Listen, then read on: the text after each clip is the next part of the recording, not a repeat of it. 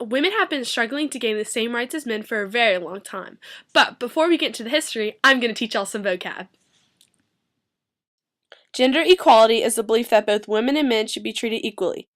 Gender inequality is the limits women have on their rights because of their gender. Now, obviously, gender equality is not a good thing for the women, but it can also hurt a country's prosperity. A good example of gender inequality would be how women are sometimes considered property of their husbands or fathers.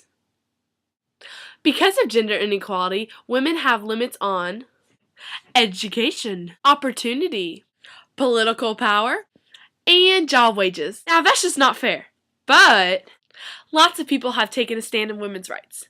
I'm about to introduce you to one special woman who made a big change in women's rights. Her name was Susan B. Anthony. Now, she looks old and boring, doesn't she? She is old, but she's definitely not boring. Without Susan B. Anthony, married women would not be able to own their own property, keep their own wages, and have custody over their own children. Now, we owe a lot of thanks to Susan B. Anthony. Thank you, Susan. Even though women's rights isn't as good as some people wish it would be, we are still making progress. Some big progress was made in 1945 in San Francisco. An agreement was signed there identifying that a new human right had been made.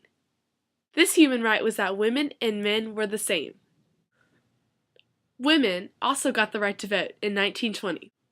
That's actually a pretty big deal because women actually got to have a say in their country's leaders.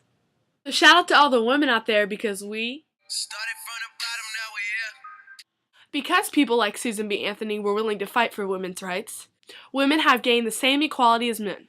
That's a big improvement considering where we started. So put on a smile and be proud you're a woman. Sally Ride, first American woman in space. Amelia Earhart, first woman to take flight. Rosa Parks, civil rights leader.